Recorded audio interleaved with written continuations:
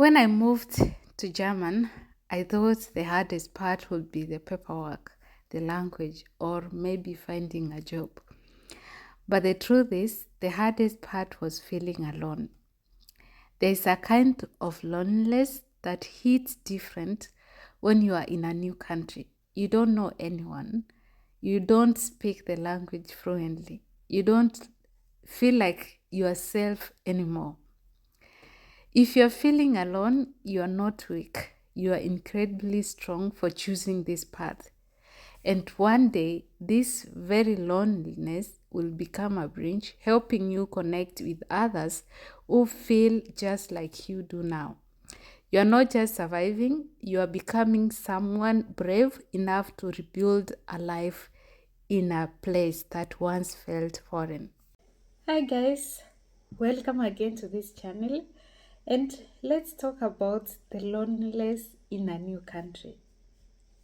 So, there's a kind of loneliness that comes with starting all over in a new place.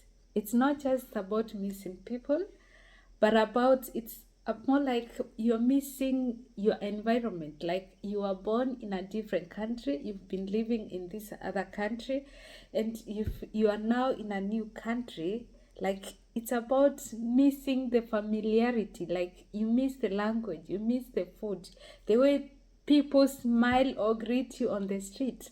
For example, now me from Kenya, you can be walking and you meet someone on the way and you just say hi to each other or something. Like you go to a shop or you go to we call it, there's kibanda in Swahili or kiosk, and maybe you want to buy tomatoes, you want to buy sukuma wiki, you want to buy cabbage, and there is that conversation. While maybe there was no ready made sukuma wiki, so you have to, like, as you wait for the person to prepare for you the sukuma wiki, they cut the sukuma wiki, you just start a conversation, like something like that. It's the simple things that you miss. Of course, you'll miss your families, you miss your people around, but still there's that familiarity. You miss the familiarity, like the things that you are used to seeing. You've come to a new country and you're seeing other things. You can be surrounded by people on a train, at work, or in a class and still feel completely invisible. Like you go to, let's say now I'm going to the town, to the city, and you just get inside that train, and here the trains are so long. Like the trains, it's a main source of transport, like public transport here in German. And like for us in Kenya, if you are traveling with a train, that means you are going from, let's say, from Mombasa to Nairobi, a long distance. But here, even the shortest distance, you'll use train, you'll use buses, you'll use the other ones, they are called tram. And inside the train, you get inside, and there are so many people, and everyone is minding their own business. And you look at the color, you are the only one with this one, and you're like, okay, I'm not spreading racism. Like it's, before you get used to this feeling, it takes some time, and that's why you find yourself, you're overthinking. Like you feel you're not in the right place, so you start asking yourself questions until you get used to this. So you would feel like you just wish like someone would start a simple conversation that doesn't require thinking, just something like in your own language. You miss to speak your own language. You wish someone you just around you could, and like you want to feel like you are really at home, you are somewhere.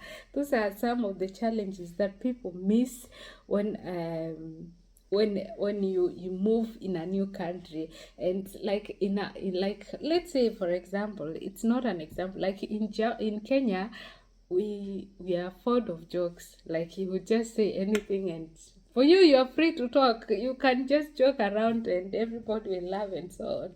Here it's very difficult. Like everything here, you have to take it a little bit serious, or you have to be careful with what you're going to say around any person. Like they don't know, not so much until now. I think only my husband understands jokes. The people here are very serious. I understand it's their culture, that's how they were brought up, but that feeling like you just want to feel like you're at home. And that's why sometimes when we meet with the people from our countries, you feel like you just want to stay with these people. You don't want to move back. You feel you are at home because you can speak your language. Maybe you can try to look for something similar from your own country that you can cook and enjoy the meal together, things like that. So the language, not knowing any person, like even if you meet someone on the way, still you're afraid to communicate because you don't speak fluently. Your language is just there. You're trying to learn, you're trying to make it perfect. You don't know the person you're talking to and everything else. That's very, very difficult. So yes, I remember my first few weeks, like it took, was it even weeks, until I started now going back to school, and there I could meet new students, people from other countries. Like I felt like uh, I didn't belong, like I was in a wrong environment, something like that. You're like, even if you try to go outside and sit somewhere, even if people pass by, nobody is saying hello. There is no greeting.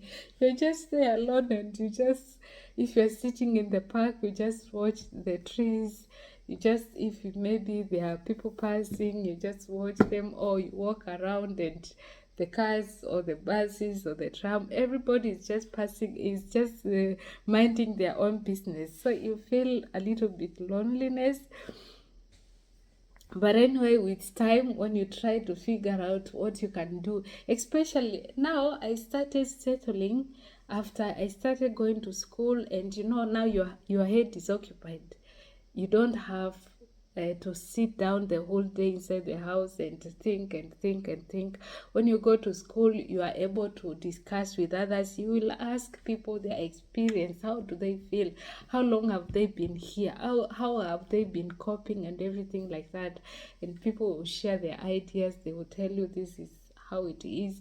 Or maybe I was feeling like this my first month or my first weeks or something like that. Like there is that interaction. When you interact with other people, you get occupied and you don't have too much to think.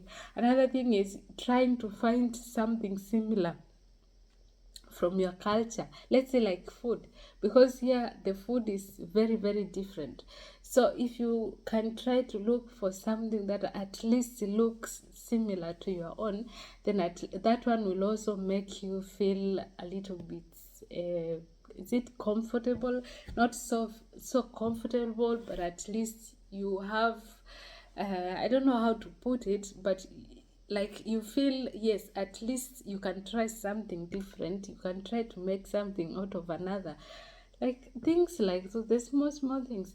But then after, when you start getting used and you feel okay, you get used to the environment, and now this is how people act, or this is how people will live, or this is how people survive when they come here. Now you feel okay, now I can survive. You cannot survive, but still after some years you'll need to go back to home and try your food and familiarity and everything else. But at the end of the day, it's not always a bad decision if someone decides to move to another country.